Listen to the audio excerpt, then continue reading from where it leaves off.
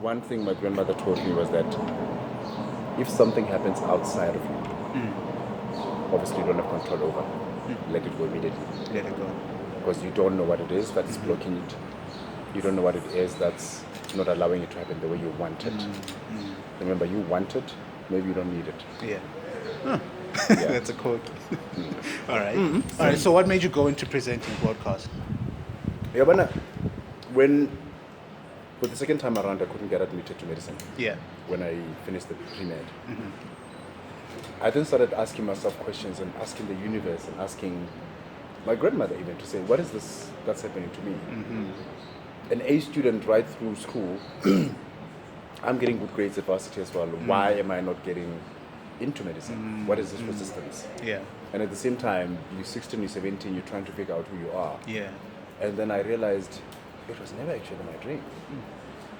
I'm very lazy. I don't want to sit in an office or in a lab or behind a computer for like 8 flat hours. I can't It's do just that. not you. It's not me. And I started feeling that I needed to be part of something bigger. I didn't know what something bigger was. I didn't have a name for it. 2002, one time, chilling in the office. Actually, I used to work up the road.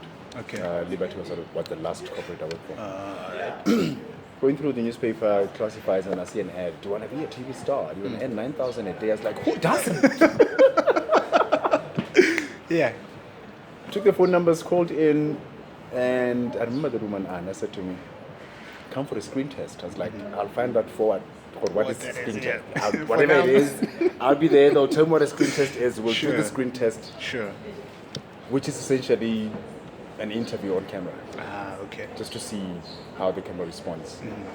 And 5 minutes is too long.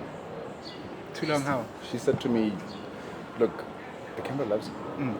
Your voice is there. Everything is You're really sharp, there. you're quick. You just, Natural. bubbly. I was like, okay, cool. What does this mean? Tell me. But money. How do we move from here? All the good things is nice. Yeah. You can flatter me until Christmas, fine, but But the money. the business. Show me the money. And I remember saying to her, I don't ever want to be in adverts or be an extra in some drama or anything. You want to be the main man. I wanted people to know Aaron Moloisi for Aaron Moloisi on television. Some people thought, ooh, arrogance, ew. And I said, no, but it's not arrogance. When you know what you want, you go for what you want. If you look at all the greats around the world, all the biggest brands, they are the biggest because they don't compromise. They've got the confidence. Yeah, you've got the confidence. And the thing is, if it's your personal vision, nobody else will see it the way you do until you exert the pressure and you make them realize what the vision is. Understand? So you as a young man, you're just starting out in broadcast. Tell me about some of the things within that decade from 2002 to 2012 that you had to go through to get to where you are today. Some of the major challenges and the obstacles that you've had to overcome to be Aaron Moloisi. Okay, the first challenge was having thrown in there deep without training. So, Take 5 was my first presenting audition, by the way. Yeah. They auditioned over 4,000 people. Yes. And then they cut down to 8. Yours truly was in the 8. I was in the 4. I was in the 2. And then I was the final one. That I picked. Wow. The challenge was when I went into studio and I'm sitting there with the entire crew and my co-presenter Kim Engelbrecht at the time. I've got no idea what's happening. All I know is the lens, because I'm here for the lens, and I know that the lens makes you famous. And they're putting earpieces, they're putting lapel mics, there's people talking in the control room, there's just too much happening. And I remember my first opening link ever, because I was also impressing with my languages. Yeah.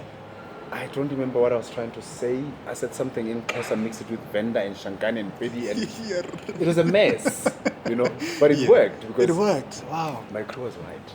I didn't understand anything. So the challenge I had was that nobody was holding my hand to say, this is a mic, this is lapel, this is how you greet, this is how you do this. But aren't they supposed to train you before you go live? Not in television, not in South Africa. Wow. Okay. When they audition and you go for an audition, you're there ready. Wow, so they assume that you already know what you need to know. They assume you already know what you need to do, Okay. And it's a case of you swim or you sink. And I had to learn very fast to say, look, first of all, why did they hire me? Yeah.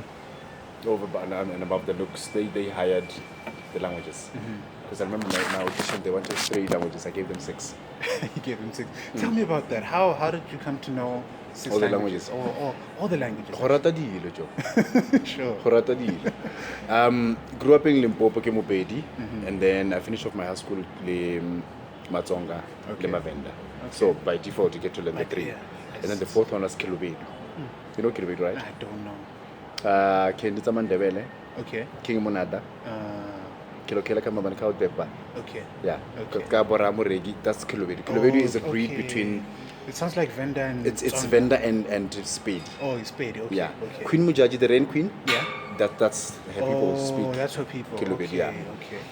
And then finishing off matric 95, I went to study in the Eastern Cape. Yeah. That's And where, that's where the I Xhosa picked came up in. Xhosa. And then in between, I've got an aunt who lives in Witbank. So school holidays I'd go visit. Okay. And they speak, it's Swati, they speak, it's in Ndebele. So you picked all of this up just by Wherever I spending time am, with these people. wherever I am, I always make sure that I make friends with the people of that area to learn the language. But besides the language, to understand the culture. I've got an interesting fascination about people. When I meet somebody, I want to know who you are and why our paths are crossing. Nothing ever happens by coincidence.